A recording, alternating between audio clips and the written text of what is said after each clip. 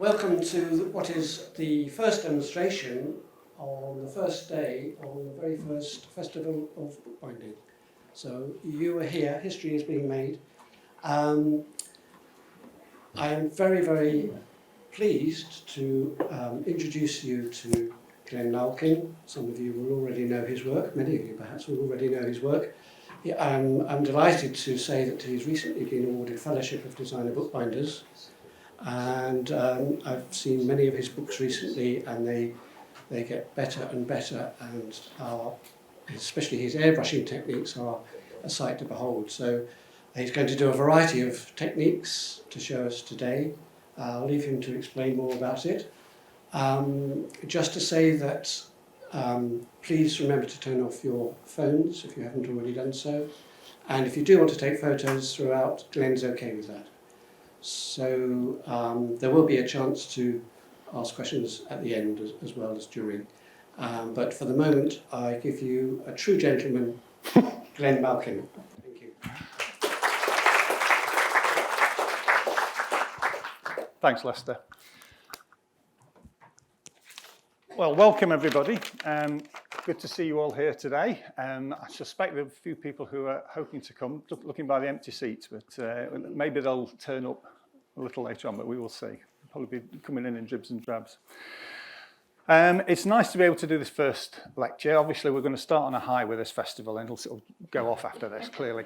I was also going to, or intending to sort of do an introduction to decorative techniques through the medium of interpretive dance, but apparently that's not acceptable, so we'll be a bit more traditional, I think.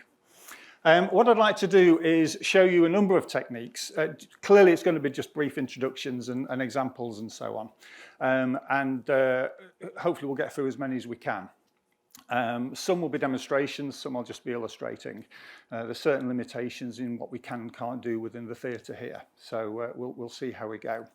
Let me start off by, where are we? We'll start by looking at impressed leather techniques, which is actually a favourite of Rachel Ward-Sale here, so I better be on my game here. But one of the books in the display outside, which is mine, in the large cabinet on the wall, you will see, and this is a close-up of that binding, and you'll see there that in the central panel there's an impression of a leaf. Now that's quite simply created by impressing a leaf into damp leather. It's relatively straightforward. Come on in, it's fine. And so I'm just going to show you how to do that, or versions thereof. Swap over to this. I should perhaps say that decorative techniques are clearly nothing new, as you'll know. Go way back to before Tudor times. There were embroidered and bejewelled bindings that you'll perhaps all seen pictures of. There's a fabulous embroidered and jewelled binding in the collection next door, actually. So if you get to see that exhibition of sensational bindings, it's fabulous. It's really good. One that was presented to Queen Elizabeth I. So that's a really good example. And that sort of style is still being done today. You'll see examples of embroidered bindings in the DB exhibition out there as well. So, nothing is new. That then went on to decorative leather in terms of things like the Cambridge panel bindings that some of you may be familiar with. I'll show some images a little later. Okay, let's start off, however, with this embossed leather. I've got here just a piece of standard calf, repair calf.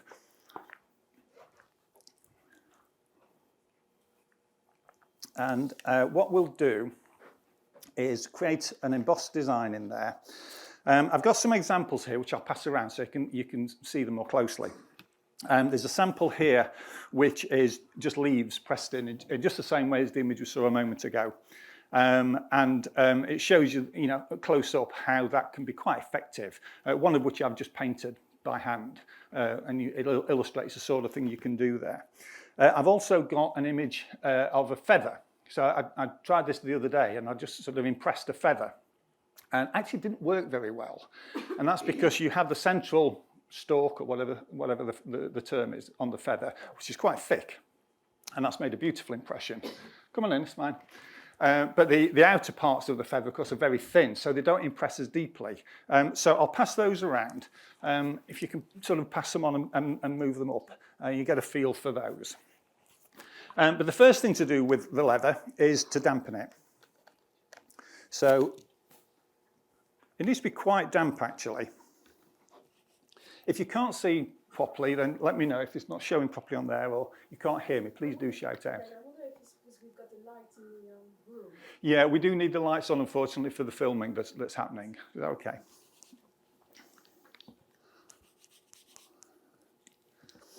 So quite a bit of water on this. If you don't dampen it enough, it doesn't soften the leather enough to create an effective impression. Is that tap water? This is just tap water, yeah. I'm sure conservators would reel in horror at the fact I'm using tap water rather than deionized water, but yeah, just tap water. Now I'll just do the centre of this rather than the whole thing. And we might see some difference at the edges, which might be interesting to play about with. So, plenty of water on there, starting to come through the back a little bit, so it's quite damp.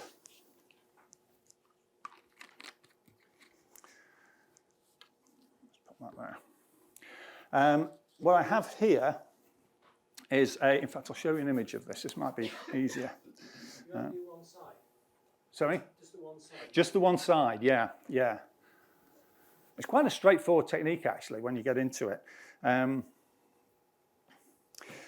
This is a binding of images of Greenham Common, and I can't quite see it from this angle, but hopefully you can see that the darker green area has that sort of grid effect on, which represents the railings at the Greenham Common Peace Camp in the 80s. And these at the bottom represent the tents of the protesters. And the barbed wire at the top. But this effect of the fence was created using a piece of this wire mesh, which I think I bought from B&Q or somewhere. Very straightforward. And that simply is impressed into the leather. So let's do that. Oh, a little bit more water. Now this needs to go into a press. We have a little press over that, which we'll be using. And all I do with this is that goes directly onto the leather. Piece of Bondina or some non-stick material around it, and it goes onto a board. So it's just a sandwich, really. So I'll put a piece of paper on the top as well. So put this between my very expensive pressing boards, which are, well, very expensive pressing boards, clearly. In the press.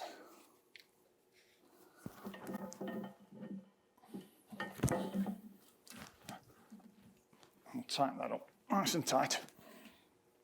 Now we need to leave that for a little while. The longer you leave it, the darker and more pronounced the impression is.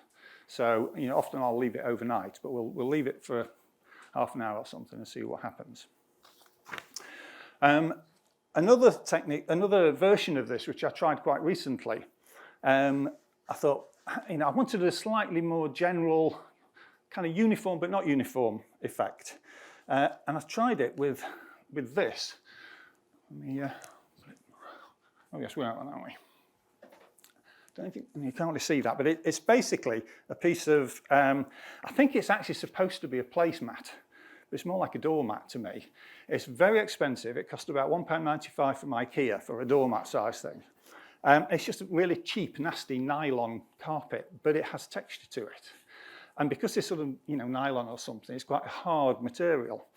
So I've got a little piece which I'll pass around, which shows you that texture, which I've also painted. I'll be coming on to the painting method towards the end of the talk, so I won't go into that at the minute.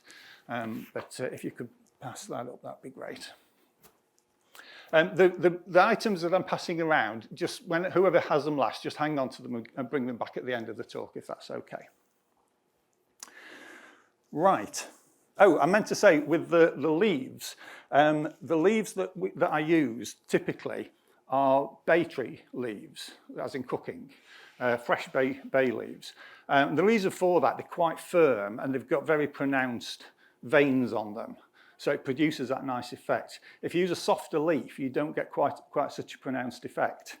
I think one of them on there is a sycamore leaf that's on one of the pieces I passed around. And also found an ivy leaf. And I've not actually tried that, but I suspect a decent ivy leaf would work well as well, because, again, quite pronounced veins on it. So it's a question of trying, see if it works, see if it doesn't. So, okay. So while that's settling in the press, I'm just going to talk briefly about airbrushing and spraying and sprinkling. Now, this is one of the techniques that I use quite a lot. Unfortunately, we can't demonstrate it in the theatre, just due to the rules and so on, but I'll be able to give you a feel for what's involved.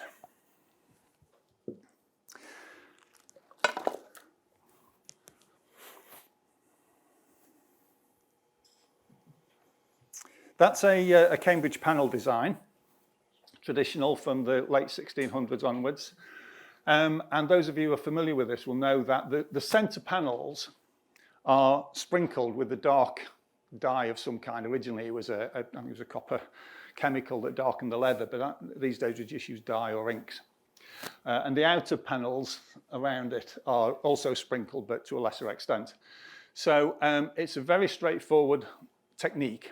And I think one of my first bindings using these techniques was this one. And this was it was actually a prize binding for a school competition. And you can see that there's just foiled tooled lines on, but what I'm looking at is the background on this. And that sort of speckled effect was done very simply using a simple spray technique.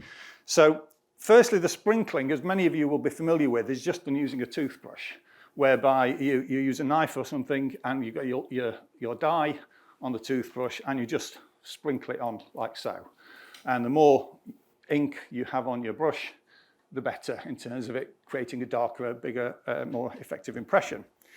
So that's very straightforward. This was actually used using a little spray bottle. It was one of these tiny little atomizers. So simply put the dye in there. I think I used, for that one, Fiebing's leather dye, actually, but I tend to use acrylic ink these days. And quite simply, just put it in and spray it on. The problem with these, and similarly the sort of slightly larger bottles, is that they're a bit random. And sometimes you can get quite large splodges. And sometimes it's nice and fine and evenly spread. And you kind of don't know till you do it. So you've got to be prepared for a few sort of mistakes or creative moments, shall we say. This one worked quite well. And this was, I used multicolored inks as well on this, or dyes. And it seemed to work quite well on that. So again, very, very simple technique, but it does take a little bit of practice and a little bit of luck with these. Of course, moving on from there, this is a similar thing. This was done. This was also done using one of these little atomizers. There's some airbrushing going on here as well. The background was airbrushed. The brown and the yellow was airbrushed, which I'll come on to momentarily. And the yellow area was masked, and then the brown area was sprayed with the atomizer to create that sort of effect. This was an advertiser's alphabet, which is a book about how to attract customers, basically. A nice illustrated book. This was a commission binding. And what I've done here is there's one door there which is brighter than the others. In other words, it wasn't airbrushed quite as deeply as the others. So the intention is that people are drawn to that particular door. That was the idea behind that. So there's a few techniques on there as well. And the black lines were onlaid leather.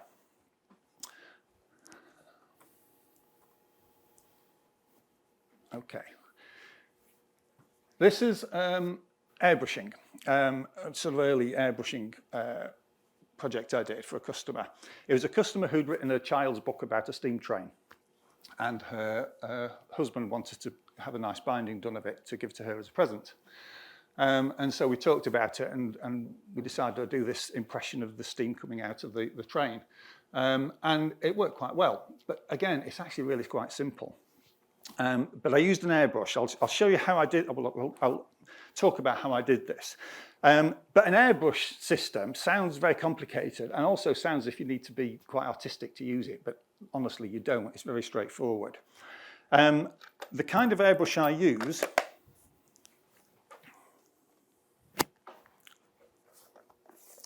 is a real cheap and nasty one, actually, from eBay. I'm the eBay king, honestly. I get so much from eBay.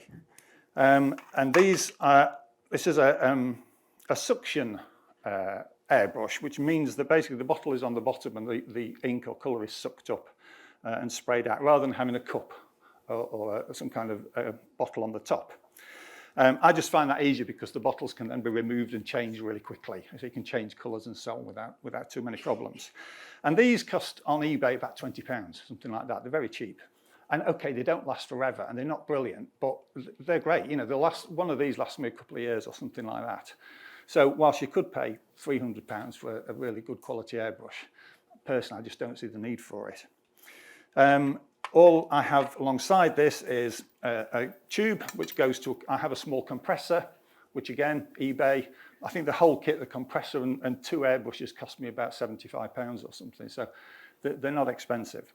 But you can use it with a can of propellant, compressed air, basically. So it's, you know, that's fine. It adds up over a period of time. Depends how much you do, of course, as to whether it's worthwhile. For the compressor, I have a small inline moisture filter, which just goes on the bottom of the airbrush.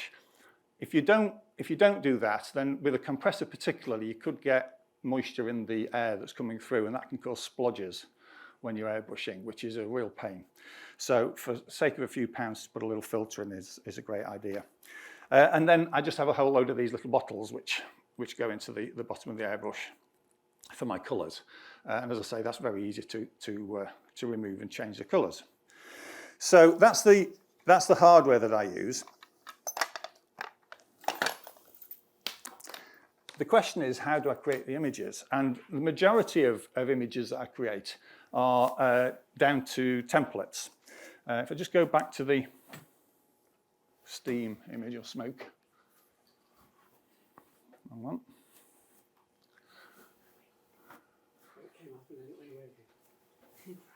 Okay, there we go. This was done quite roughly in terms of technique. These were the sort of templates that I used, which were basically just torn pieces of paper. And my airbrush simply held slightly above the image. In fact, if I put it on the other screen, you can see me on here. Yeah. So basically just held it slightly above the paper, or the leather, sorry, in this case, and that gives it quite a soft edge. If you put the template right on the leather, you get quite a sharp edge. So using roughly torn edges, you can get all sorts of creative images. And so you can see there are different lines there, created just by repositioning the templates. And I had 4 or 5 slightly different shaped torn edges to use on this. And it was just continue to put extra layers on. So actually pretty straightforward. And it was kind of an experiment really, and it kind of worked first time. The interesting thing with this is that I used a white acrylic ink to do this on a dyed brown calf. And you can see the colour it turned out. It started off looking really nice and white and a brightly coloured steam. And over a couple of hours, it turned to this yellow, which actually looks quite good, I thought. It's more sort of smoky, really. So I was quite pleased about that, but it certainly wasn't intentional. Just one of those happy sort of events, creative events that occurs. This also is an airbrushed one. Again, I'm not sure how clearly you can see that. There's some darkening or gradation at the top and the bottom with black, and it's a blue leather. And these planets were quite simply just circles that I cut out of paper and just airbrushed a colour on sort of one side of the circle. again, really straightforward. The detail on them was then either tooled on or painted on by hand, but the basic shapes and so on was just done by airbrushing acrylic ink straight onto the leather. When you spray with the airbrush, is the calf or whatever you're spraying onto damp or is it dry? No, the question was whether the leather is damp or not, and generally I don't know. Normally it goes straight onto a dry leather. I have the leather almost vertical on an easel, so that my airbrush is sort of going horizontally, as it were. Yeah, so but if you're trying to do it down, it drips and all sorts of things. So the leather does need to be almost vertical. But no, just straight onto leather as it is, untreated leather.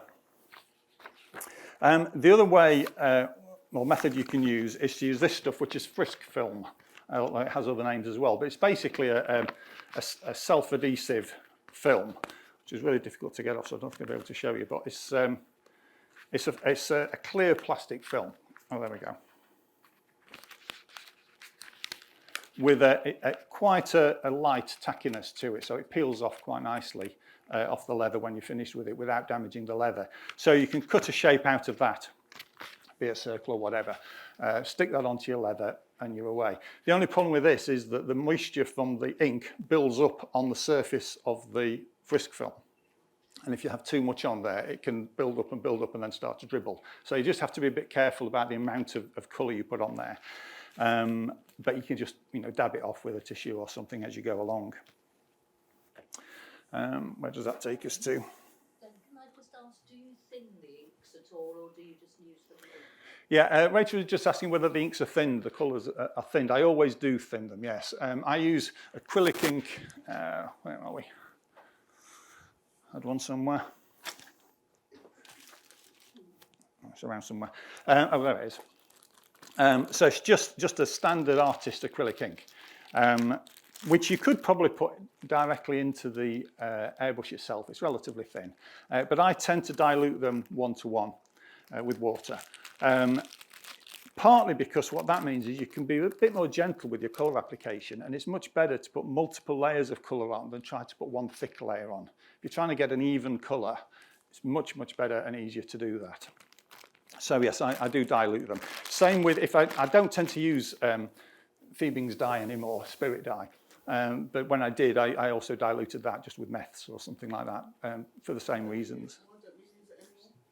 I don't use Fiebing's dye anymore because it's a bit aggressive, really. It also, you have to be meticulous about cleaning the airbrush as well if you use the spirit dyes. I mean, those of you who've used it will know if you get it on your fingers or anywhere, it just, it's murder to get off. So it's just very aggressive. There's nothing really wrong with using it. You could use it, but I just prefer the slightly more delicate touch of acrylic ink. Yeah, and can you use like watercolor? Watercolour, I know people do use watercolours. The only problem you have with watercolour is if there are particles in the watercolour, and often there are, because that could clog the airbrush. So I suspect some people will use watercolour, but I've never tried it, I have to say. I would be worried about particulates in there. Do you prepare the surface of the leather at all? No, the surface of the leather is just as it comes. In this example, for example, I think, let me just get this right.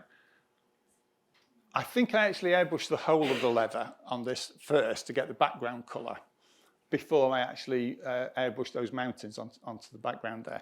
Those were just produced similar as the planets, just using simple cuts of paper, that one there with the straight edges.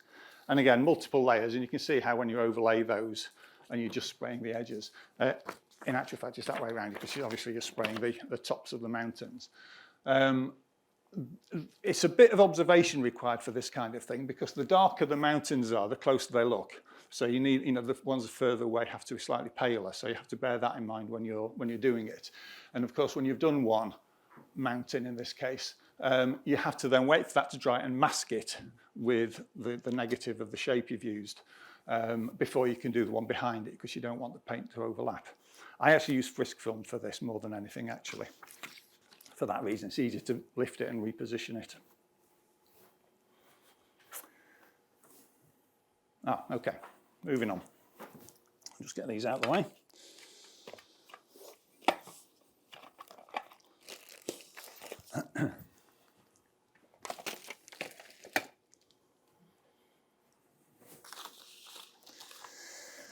So, oh yes, we'll have a look at the embossed leather, see how that's doing.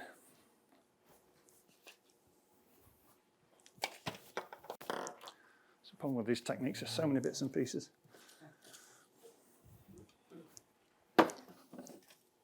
I do have a couple of books here, which you would be welcome to look at the end if you wish, which I'll be illustrating a bit later as well. So I'll get those out at the end. Okay, let's just have a quick look what's going on in here.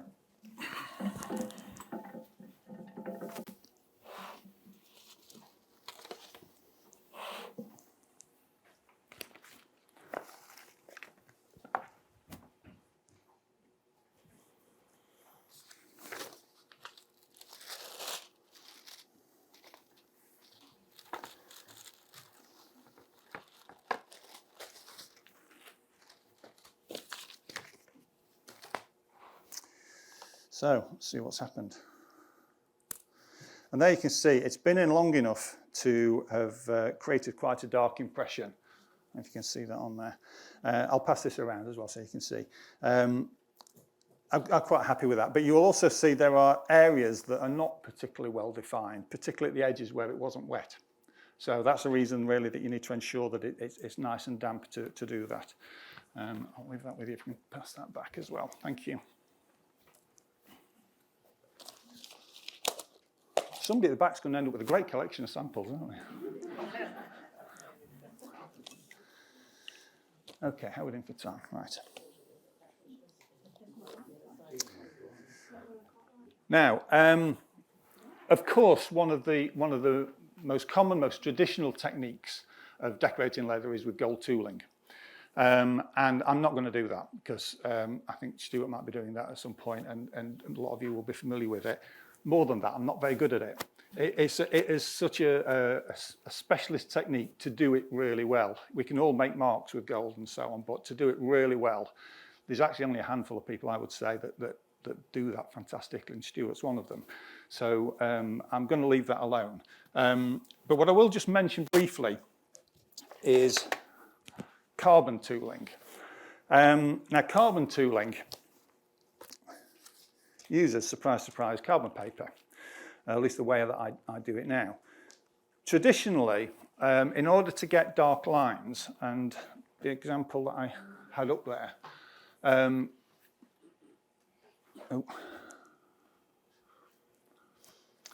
these lines at the bottom and at the top are done with carbon tooling, using carbon paper. But traditionally what you would have done is taken your tool, whichever tool you were going to be using, your hand tool, and you'd put that over a candle, so you ended up with soot on the surface of the tool, and you'd impress that with a heated tool. So that's fine, you know, but we move on. I suspect some people might still do that, which is fine. But we use carbon paper now. Unfortunately, modern carbon paper, if you can get hold of that even, doesn't really work. This carbon paper is probably from the 70s or 60s or something that I bought from another binder. And it's different. Basically, if you rubbed your finger on it, the ink would come off. That's what you need. I don't know what the newer paper is, but it has some kind of coating on it or something. But quite simply, it's a question of taking your tool, heating it as you would normally do on a stove, getting it to a temperature where it's just sizzling. If it's too hot, you put it onto a wet cloth or pad until it just almost stops sizzling. That's the right temperature. And then you simply rub it vigorously over the carbon paper and then apply it onto your leather. Simple as that, and you get a nice black result. And I use this quite a lot, actually. It's a great technique. The problem is that I find, anyway, and for some reason other people don't always find this, but I always find that it can smudge after you've applied it. I think one approach is then to go over it with a clean, hot tool. I think that sort of can seal it a little bit. I don't tend to do that for some reason. What I tend to do is actually paint over the carbon with shellac varnish, which is very easy to do, actually, just with a very fine brush. It takes a little bit of time, but it, of course, seals it, and it's absolutely fine. So that's the approach that I take. I'm sure there'll be other methods of sealing it with different kinds of waxes and so on, but that tends to work for me. So that's really all I'm going to say about traditional tooling, as others will do it better than I.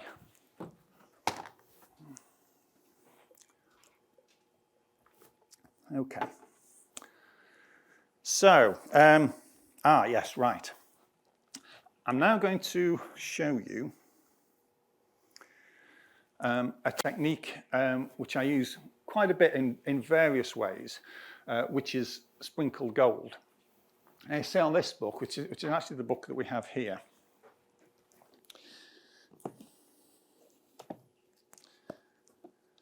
Firstly, you can see airbrushing on there with the different colours. That's just airbrushed with using masks and so on, as we were talking about. We've got traditional gold tooling on there, just straight lines, so nice and straightforward. I can do that. But this bit, the sprinkled gold, is quite a nice decorative effect. I often use that on edges of books as well. It can be quite a nice effect to get a sprinkled gold leaf on the edge of a book. So I'm going to demonstrate how to do this.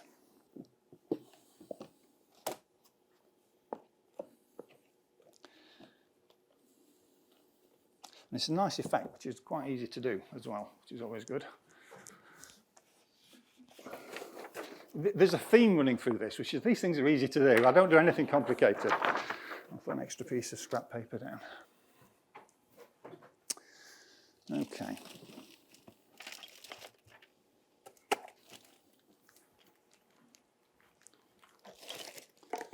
Let's get those out of the way.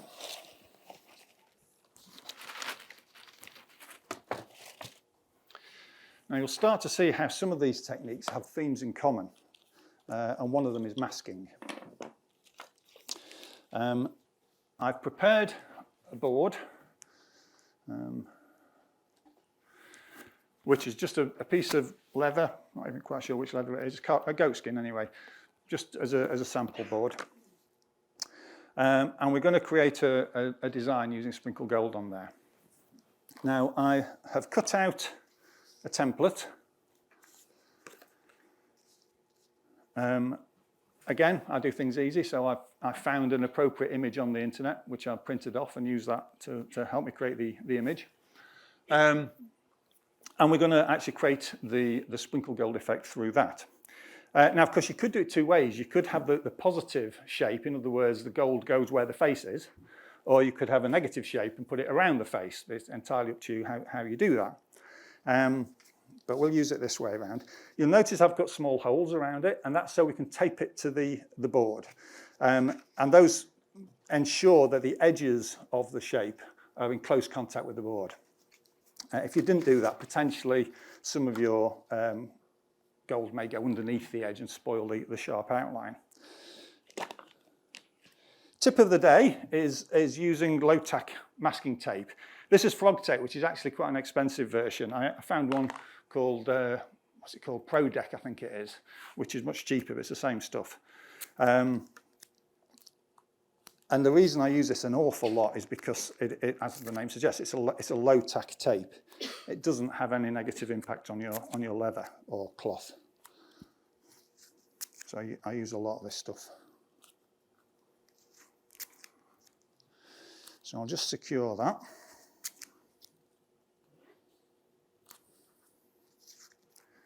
This is particularly important when you're using an airbrush to use this kind of securing technique, because with an airbrush you've got an airflow going through, and if you haven't secured the edges well, the air goes underneath the template and lifts it, so that of course the colour goes through there as well. So it's worth spending a bit of time getting the template positioned correctly. Okay. Now I have some gold leaf. I have another expensive piece of bookbinding kit, which is a tea strainer. An old brush. And what I'm going to use to secure it is dilute PVA. Somewhere I have, where is it? PVA. Little squeezy bottle of PVA. Okay, I'll have to use something else. Oh, sir, hiding. What type of PVA are you using? It's always a good debate, the kind of PVA that you use. I use bookbinding PVA that I get from Ratchford's, or sometimes Hewitt's. So that's neutral pH. It's neutral pH, yes, it is neutral pH. I mean, there are lots of kinds of PVA that you can get. Builder's PVA, for example, you know, there's lots of things that are called PVA. I do know that some craft PVA doesn't actually work that well with leather, for example. Not that you'd use it often with leather, but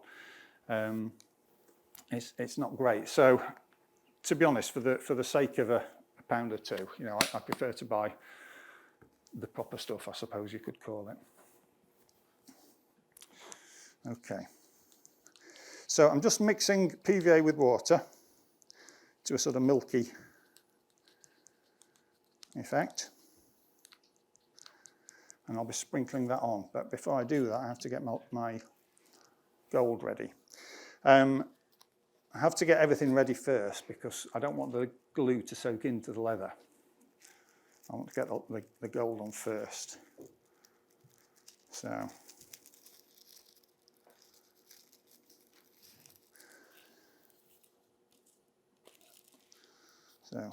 gold goes into the tea strainer. About a sheet and a half there, delicately put in.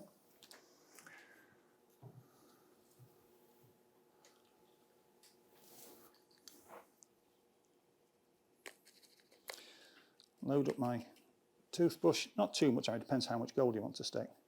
And I'm going to I want really the gold to go around the face area rather than the back of the head, so I'm going to try to aim it in that direction, which is easier said than done sometimes.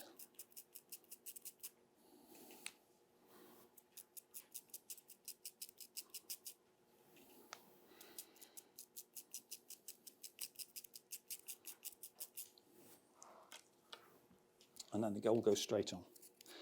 I just push it through with an old brush.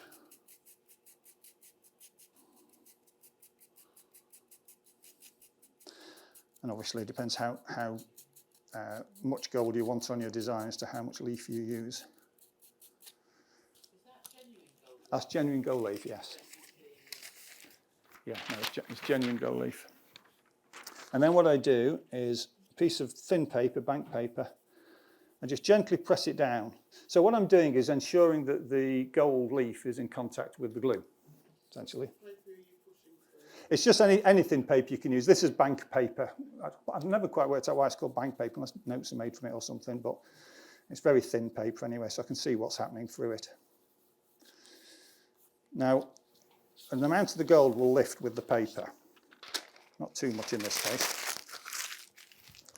And it's always a bit of an unknown. It depends how long you leave it, how well the glue soaks into the leather and so on. But, you know, it's a bit of a guessing game until you try it. And then I'm going to, bearing in mind the glue is going to take only a few minutes to dry, I'm going to secure it a little bit harder, just gently using an agate burnisher, just to press it down. I suppose you could use a bone folder, a flat Teflon bone folder or something. Like so. And then I'm going to lift the template. Put that away.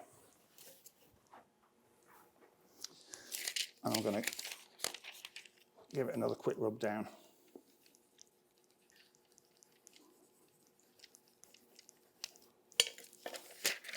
I'm going to lose my cloth and just lose the slightly excess gold. I would normally leave it to dry a little bit longer, basically. That will come off a bit later when it's dry.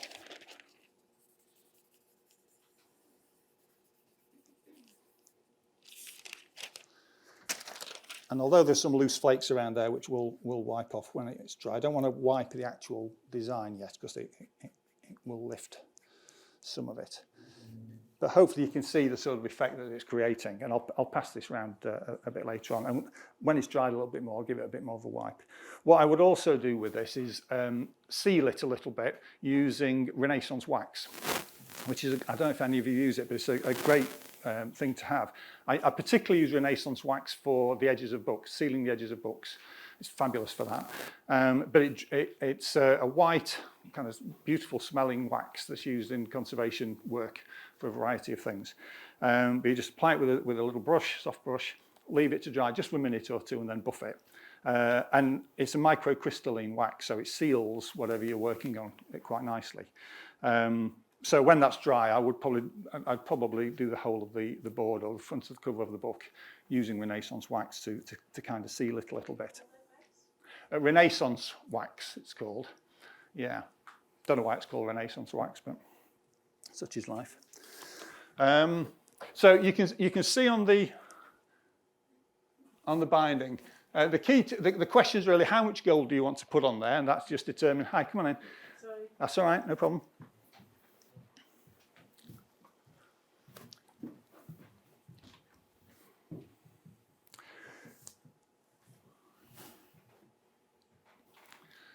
So the sort of questions are how much gold do you want to end up on the binding?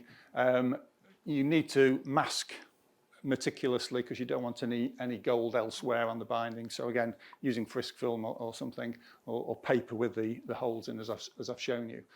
If you're building the gold up, Yes. do you seal the first layer before you put more on? No, I don't tend to. I'm concerned that it won't stick as well. So I tend to do it without sealing it first. So you can put multicoloured gold on, for example, you know, a pale yellow or white gold and a darker yellow gold and build it up in that way, which can look quite nice, yes. No, I only seal it at the end usually. You just burnish it in. And Yeah, and once you've burnished the gold, particularly on the edges of books, it's pretty well set actually. It's not going to go anywhere. You always lose a bit of it. That's just the nature of it when you flick open a book and you've done the edges in this way. But the majority of it stays there. It's quite stable actually. So yeah, I mean, as I say, I'll give that a bit of a gentle wipe later on. See how it goes. Okay. Would that also work if you did it on something that's been embossed? The question was whether it would work on an embossed piece of leather, as we showed earlier. I don't think I've actually tried it, to be honest, but I don't see any reason why not. What you will find is that the glue may settle in the impressions that you've made, so you may find there's a tendency for the gold to settle in that area, but that may be quite a nice effect. I don't know, something to try, I suppose.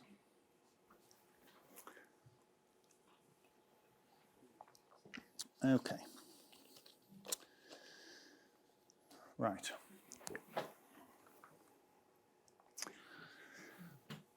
Okay, this is the other book that I have here, which was for one of the DB competitions a few years ago, which is the works of Emily Dickinson. This is a book that's used quite a few techniques on. Certainly you can see airbrushing on there. The pale gradation that you've got there, that's just airbrushing with a white acrylic ink. The idea of this binding is Emily Dickinson, there's a lot of her poems are about death and sort of what happens afterwards and that kind of thing. And so this was meant to represent the veil of death and sort of going through the veil of death and continuing thereafter with the stars of the universe behind. As I say, there's gold tooling on there, there's silver foil tooling, but the central bit is quite an interesting technique which I learned relatively recently, really from Mark Cockram actually, or version thereof. Let me talk about that. Right, just get rid of this for a second.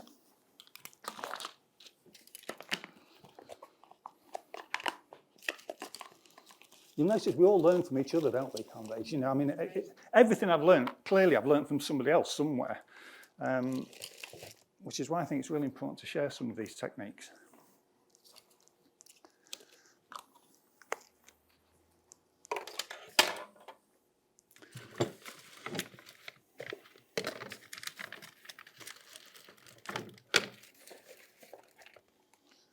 Okay.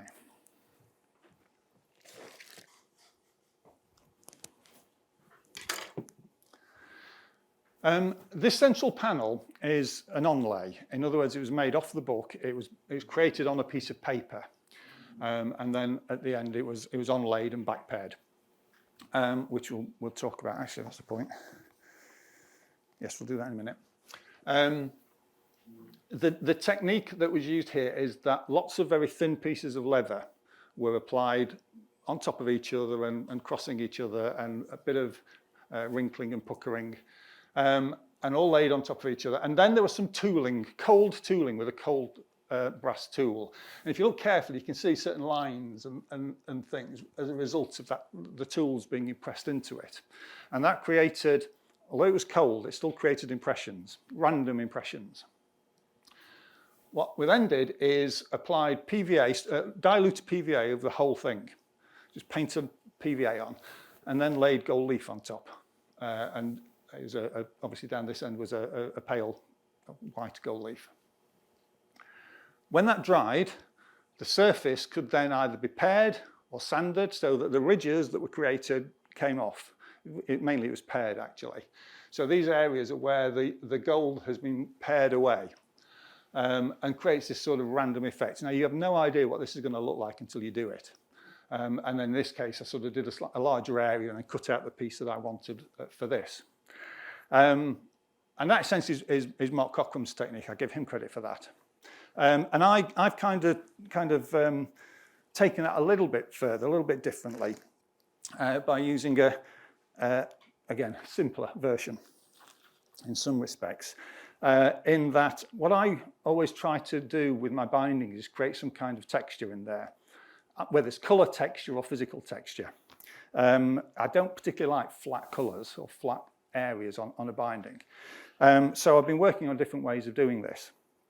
I'll hand these out in a minute. This is a kind of similar example. All I've done here is blind tooled with cold tools all over this piece of leather, just randomly with rollers, with lines, with hand tools and all sorts of things.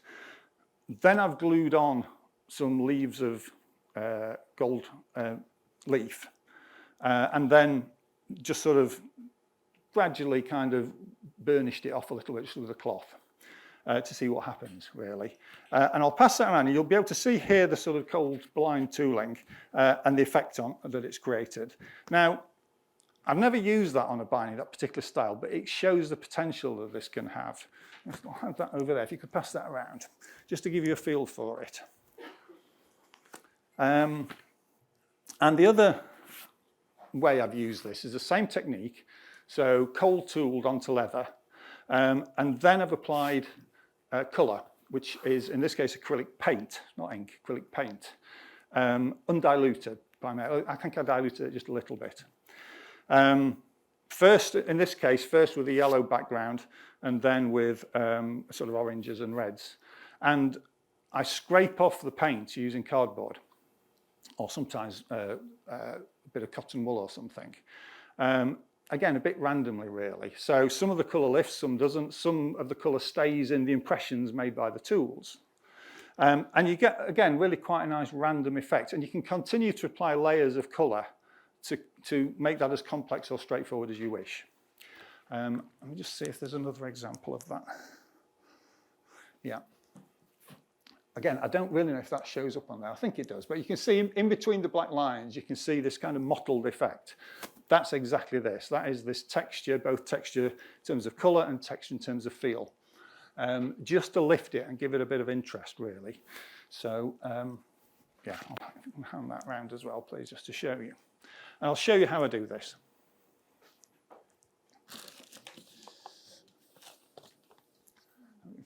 Okay.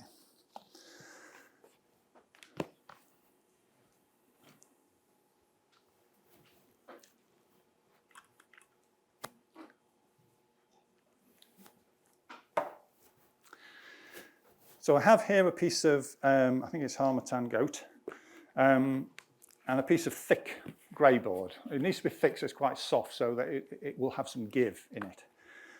And I'm just going to do some tooling. This is a fabulous use of those really old manky tools that don't really work very well and are a bit blunt and dipped and things, because it's, you know, you collect these things, you never use them because they're never good enough, but it's perfect for this kind of work. So you'll notice the delicacy and accuracy in which I do this.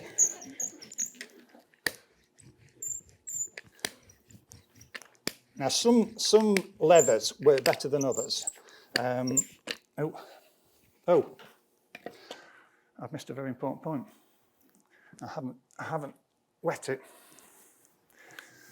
I was thinking that's not making a very good impression because it's not wet.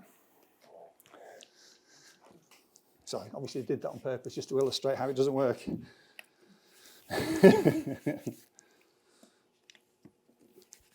You don't need a huge amount of water, just enough to soften it a little bit. It also helps if you're using the technique with the acrylic paint.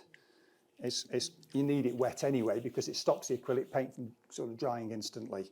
You need to be able to push the acrylic paint about a bit. So it needs to be damp anyway for that.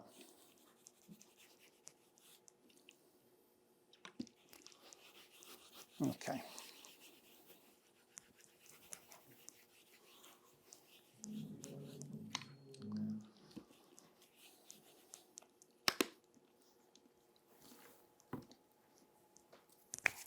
Okay, let's try that again. Yeah, that's better. The difficulty here is doing it randomly. You have to move your tools around and make sure they're not all going in the same direction or in the same orientation. So I've got several sort of old decorative rolls, wheels. I'm consciously using them side to side as well, so there's more pressure on one side than the other, and it just gives it some randomness. And then you can use hand tools. Again, make sure you turn them around, applying them randomly.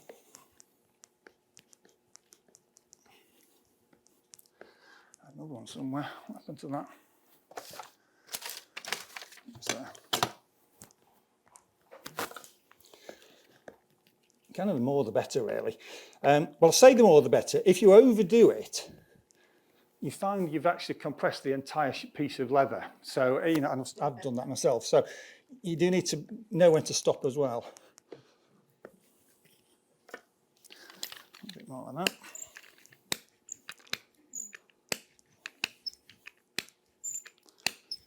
that. Okay.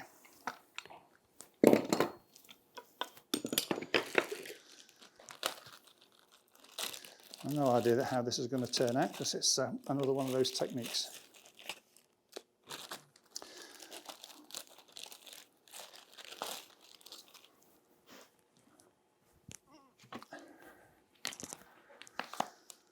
I'll just have a little bit of red.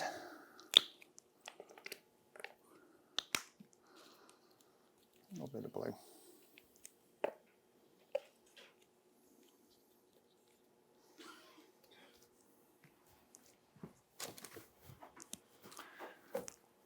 Just going to add a little bit of water to them, mainly because I don't want them to dry too quickly. I'll start off with the paler one. You see that? Okay, just about. And again, forget any ideas of delicacy or refinement. A few blobs on. Put plenty on.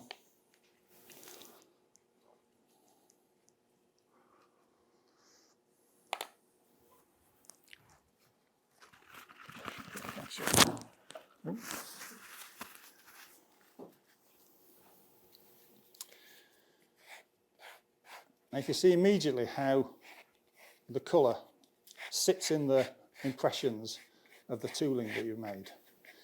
So as you move the paint about, you can decide where you want heavy colour or where you want no colour. Can you see that? Is that showing up on there?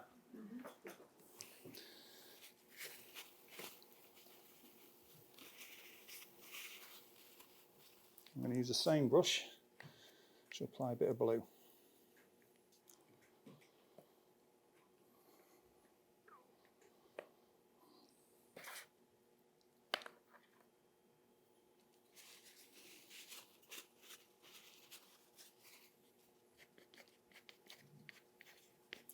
So it's kind of wet in wet, really, is the technique we're using here.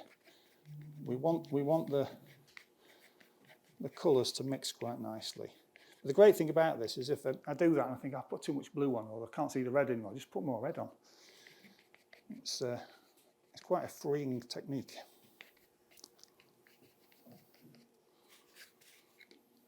Drop a bit more red in there.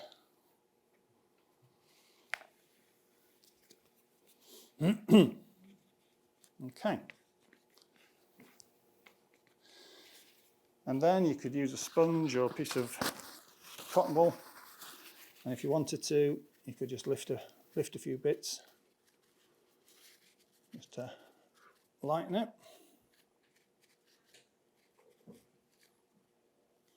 like so. There's out of the way into the plastic bag. Now, I'm not going to do any more to that at this stage.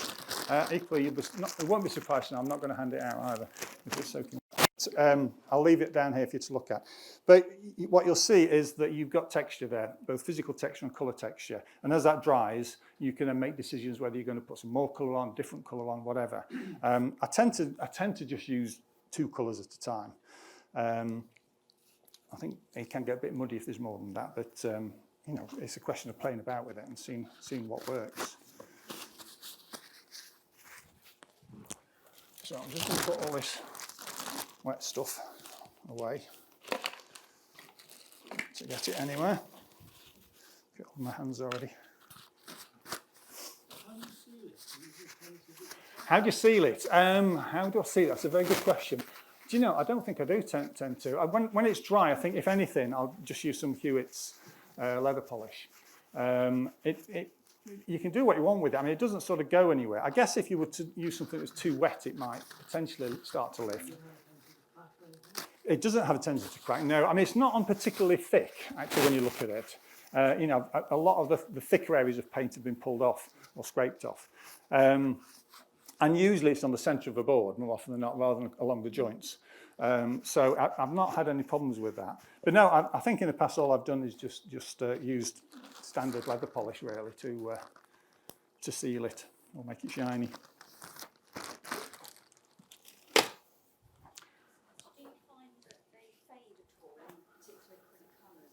The question is whether the colours fade. I suppose I can't really answer that question because I've not had a book sort of left out, particularly in the sunshine and so on, for any length of time. Normally they're in boxes and things. I haven't noticed any impact of that, but ask me again in about 50 years.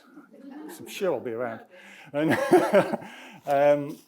I guess it depends on the quality of the paint that you use to some extent, and perhaps how you seal it as well. Okay. Good time. Okay.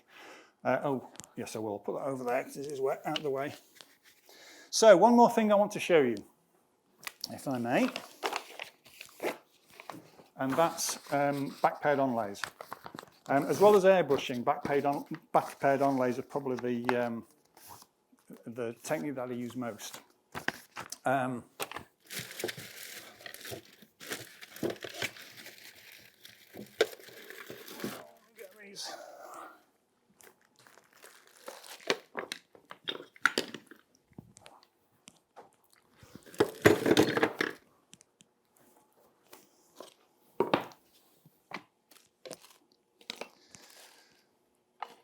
Okay, I'm just going to go back.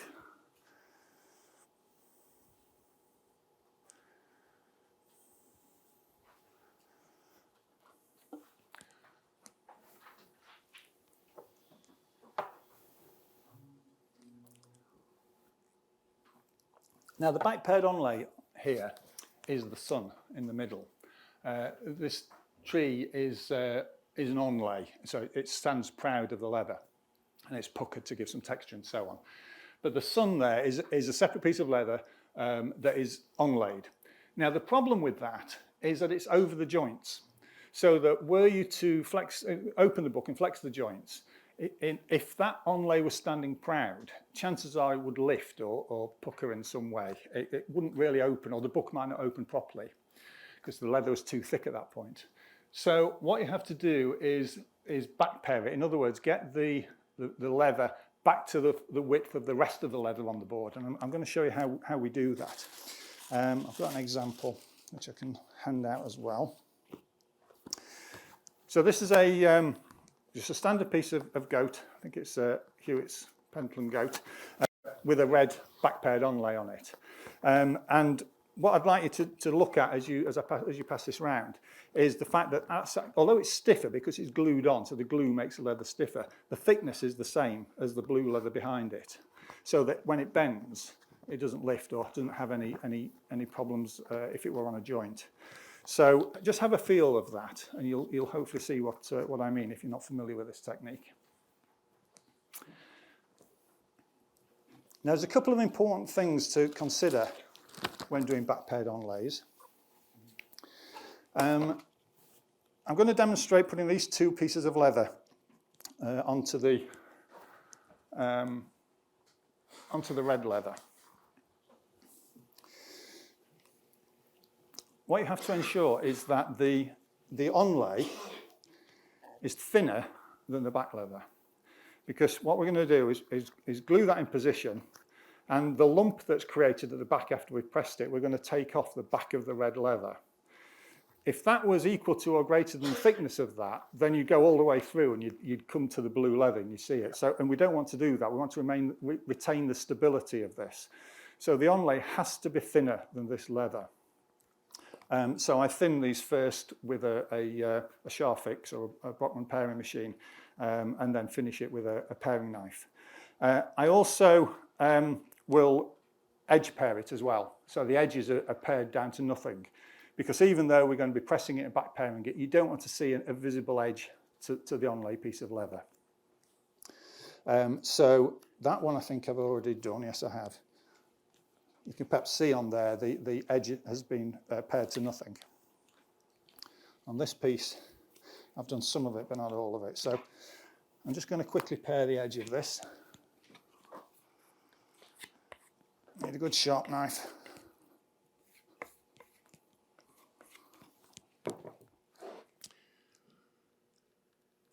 I'm not sure what the thickness of this leather is. I've not actually measured it, but it's probably something like 0.5, I guess, and this is probably about 0.7, 0.8, 0.9, something like that.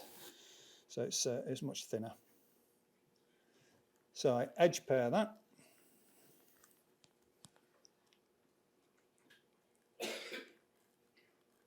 In some respects, the thinner you do this, the better.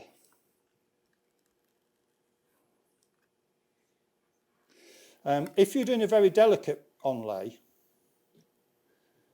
and it was a complicated shape, it's actually quite difficult to edge pair a very complicated shape.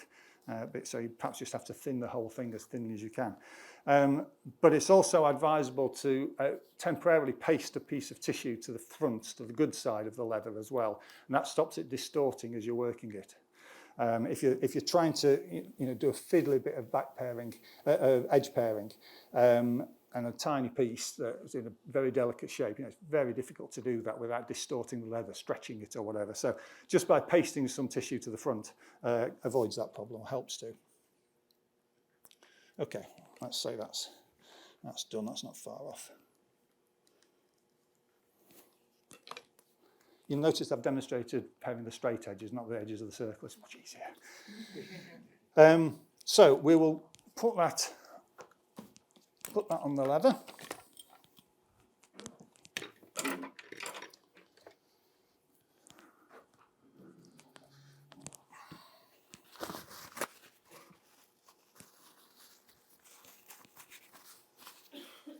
I should have a better. There we go. Bigger brush.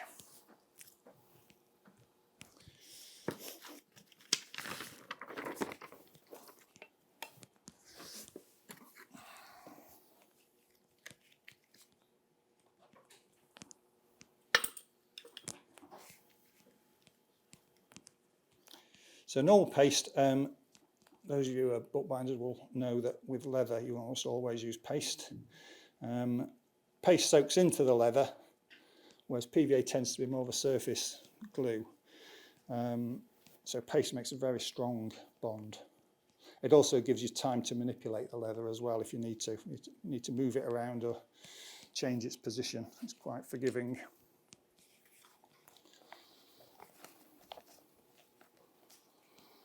So we'll just put that on there. Might as well put this one on as well.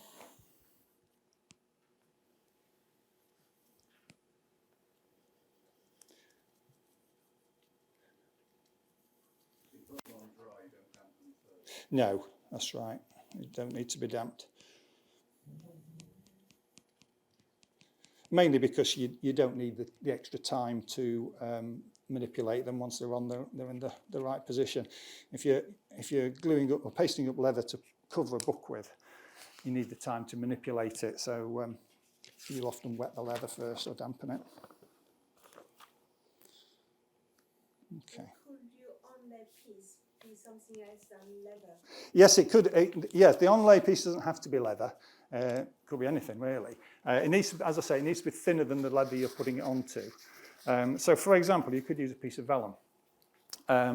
The slight problem is, ideally, you need to be able to edge pair that material. And if it's paper, you can edge pair paper. That works quite well. Vellum's a bit tricky to edge pair in a nice even way.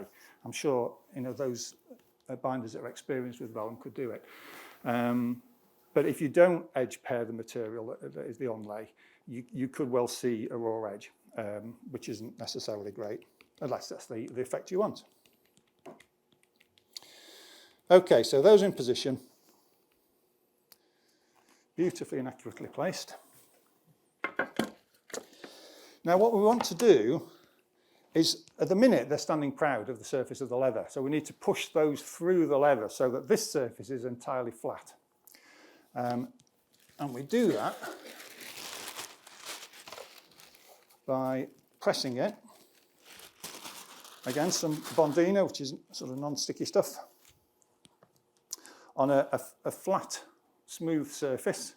This is just a bit of IKEA, believe it or not. It's just a kitchen backing stuff that you put on the wall in the kitchen. But it's just Formica, essentially. That goes on there. And importantly, you have a sponge on the back. This is a sort of yoga mat kind of sponge. It's sort of relatively firm, but you could use all sorts. I mean, you can get the children's sort of thin play foam sheets that they use for modelling and so on. A couple of sheets of that would do just as well, actually. Any firm foam. So that's going to go on the top there. So when this is pressed, the good side is going to be flat against that piece of Formica, which will allow the lump of the onlay to go through the base leather into the foam. That's the idea. So we'll put that in.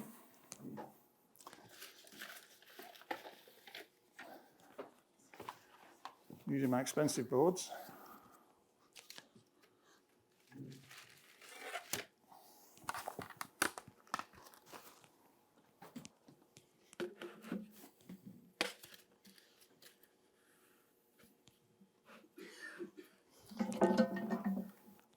And it needs to be quite tight because you're really compressing that foam. It doesn't take long. I mean, you can leave it in, for a few hours if you want to. It doesn't make any difference. But it doesn't take long to do. We're then going to normally leave it to dry, but I'll quickly show you the sort of back pairing technique in a moment or two. But it's relatively straightforward again. Just pop that over there. In terms of the approach to back pairing, those who are bookbinders will know this, but there are two main kinds of paring knives that we use in the UK anyway. There's an English paring knife and a French paring knife of various styles. I think what's interesting with pairing, a lot of students come to me and ask to be shown how to do pairing. And I always stress, all I can do is show them how I pair. And I know for a fact that how I pare my leather is very different from how a lot of other people pare their leather. And I stress that it doesn't matter how you do it, provided it works, you know. So my technique is no better or worse than anybody else's. What I tend to do is edge pare using an English paring knife. And if I'm working in the center of a piece of leather, I tend to use a French paring knife. You can also use something like this, which is a little modelling plane, which uses razor blades. Again, another one of Mark Cochran's approaches, actually. I think the one he uses is a vintage American one called the Little Giant, I think it is, something like that. Basically, it's the same sort of thing.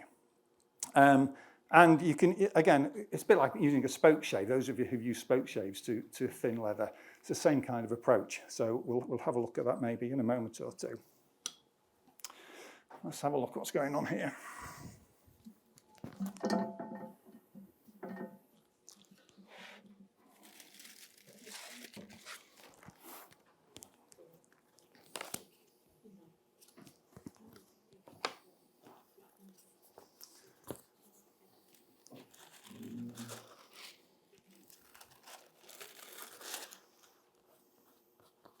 Okay, so apart from the fact I've got a bit of paste on the front of the leather, but that will clean off.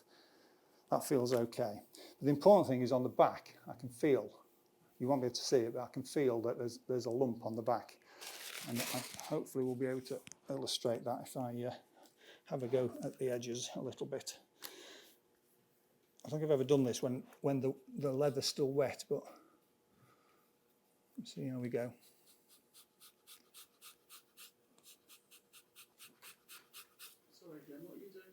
So what I'm now doing is there are lumps on the back of the leather where the onlays have pushed through.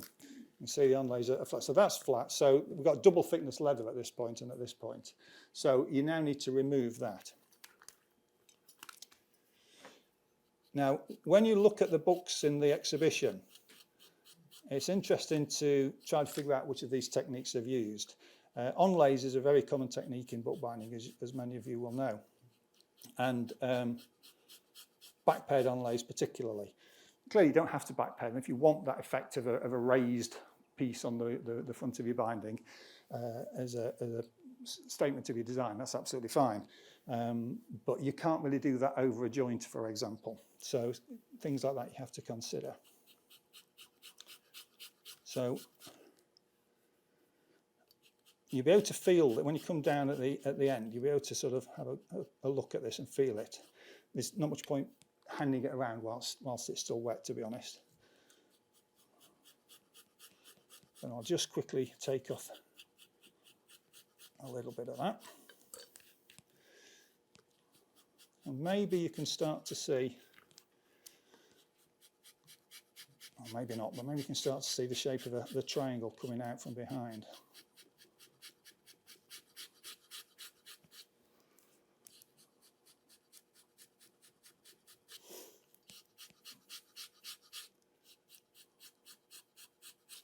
Is that effect showing at all on the screen? Can you see the lines just there? Possibly not, but it's not very obvious on this leather.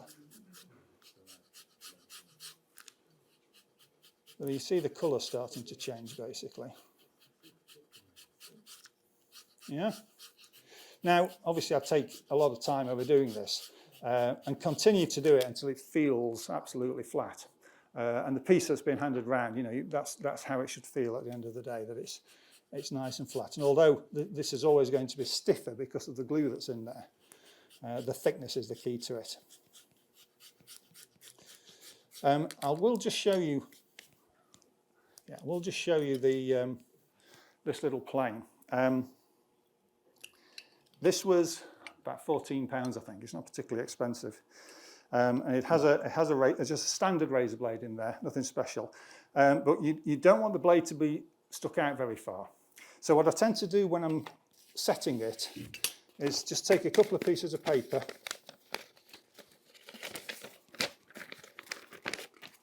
like so, loosen it off, put the front of it on there, on the edge of the paper, and wiggle it so that the blade drops down. So it's only sticking out by a couple of thicknesses of paper, 2 or 3 thicknesses of paper. And you obviously adjust how many pieces of paper depending on how much you want to take off. And then tighten it up. What do you call that plane again? I think it's just a modelling plane. It's just a, you know, I think I got this online from, I think it's the model shop in Leeds, but it's used by people who model with balsa wood and things like that. So I think they're relatively readily available. So it's hard, that blade is hardly sticking out at all. So I'm going to do it on a piece of glass or paring stone. Let's see if it works. Again, it's wet leather, so I'm a little trepidatious. Well, let's see. Yeah, it's starting to. Would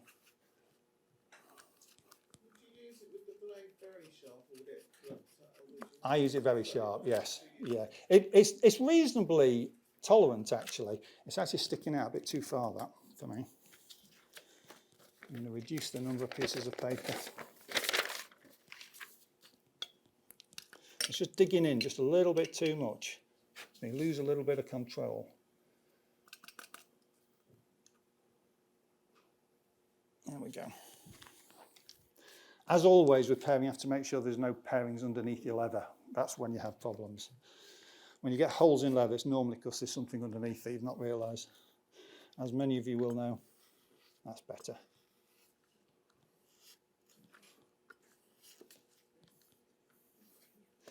You always start from the high bit off the lump that the onlay is making, rather than going onto it, otherwise it will dig in a bit deep.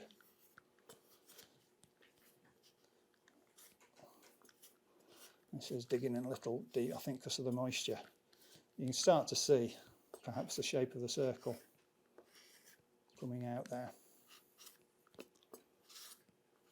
So it takes a bit of getting used to these little ploughs. I was going through a bit too much, but as I say, it gives you a feel for it. That's probably more visible, isn't it? Can you see that? Is that visible on there? No? It's probably more visible if I just hold it up. You see the circle? Is that a bit clearer? So that's simply the back of that. Oh, I quite like that effect. A bit of glue on the front and a bit of leather dust. I like that. But anyway, you can see how it's been removed a layer of the leather, and you continue to do that, and you can only do it by feel, really. You just continue to do it until it feels pretty flat. And whichever technique you use, I mean, these are great, but you just need to slip once or go a bit too deep or something like that, and you can go through or something. So I don't often use that. Sometimes I do. I tend to use a French paring knife, but there you can see the impact of it anyway. So let me just clear this mess up.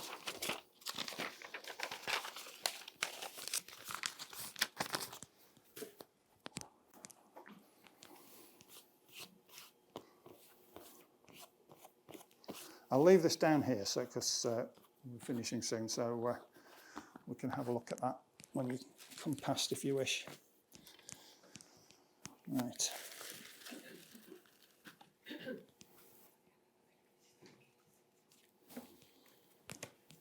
So we're getting to the end of what I wanted to show you. Is there any other questions at this stage as well? I'm clearing this up.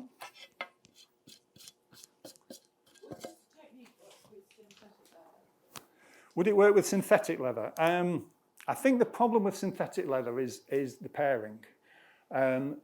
It's not something I tend to use an awful lot or have tried an awful lot. To be honest, because there's no need really. I mean, real leather is so readily available. But if you don't want to use animal leather, for example, then you may wish to try it. But I think it's just the pairing really. Getting an accurately paired piece of synthetic leather, particularly the edge pairing, is quite difficult, I would suggest. You might be better off sanding it rather than pairing it, perhaps. What I tend to do, even with real leather, what I tend to do, particularly at the joints, is the piece of leather either side of the spine, on the back of the leather, before I put the leather onto the book, they need thinning as well, usually. It doesn't matter how thick the leather is really on the middle of the book, because it's not going anywhere, it's not doing anything, it can be full thickness. But the turn-ins and along the joints where it flexes or it needs to be thin, you have to thin them in some way. Often what I tend to do these days with the joints is I sand them. And all I do is put the leather on top of a dowel or a cardboard tube, actually, very often, that sort of diameter, and sand it. And because it's on a round surface, it sands really quite nicely, and it's sort of a gradual edge to it. You don't get a sharp edge. And I tend to use, I ought to be on commission because I'm always talking about this stuff, but Abranet is a fabulous material. Abranet is a sort of a cloth sandpaper, for want of a better description, which comes in a very wide variety of grit sizes. But it doesn't clog. I mean, it's not great in terms of clogging for leather, to be fair, but for paper and for card and things like that, it's fabulous. And for sanding edges of book blocks, it's an absolute dream. But I use a very coarse Abranet to sand the leather where the joints are going to be, as the leather is wrapped around a cardboard tube. And you can get quite a lot of material off quite quickly. I do tend to finish it, to be fair, with a French paring knife, just to smooth it off and so on. But that works really well on leather, and it may well work on a synthetic leather, so it's probably worth trying.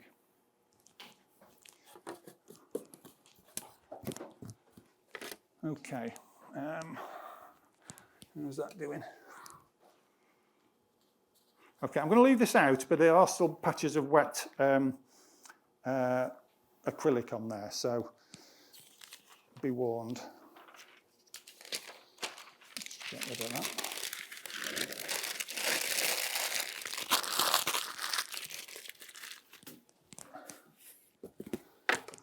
And I think we're about there. Yeah. So what I will say, I'll clear this away here.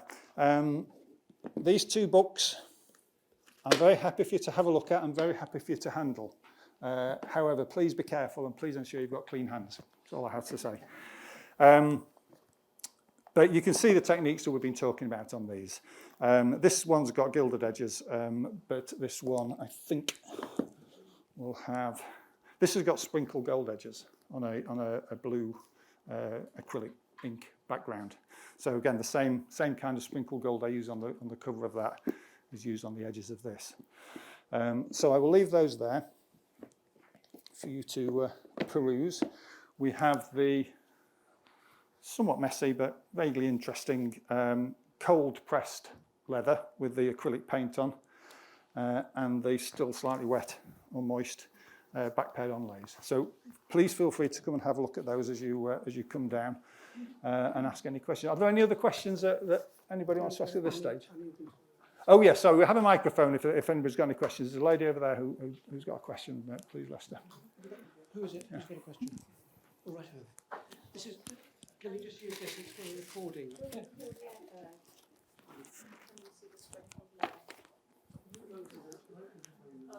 Okay, it's fine. The nylon mat from IKEA looked extremely useful for a beginner to practice on.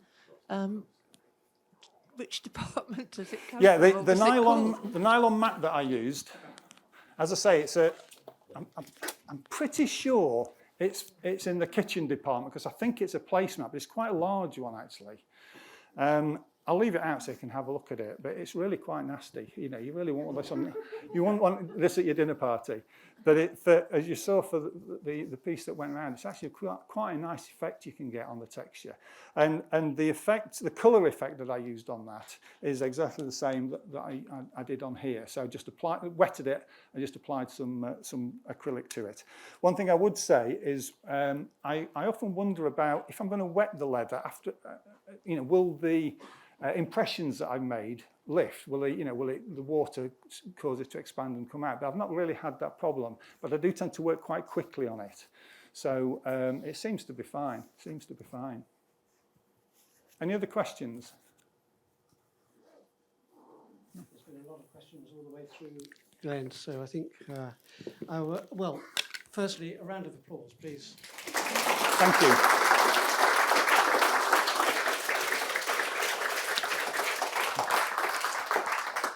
Glenn, thank you so much for a very enjoyable and informative session. Lots of techniques and ideas for us all. and beautifully presented. So Thank you very much. very much.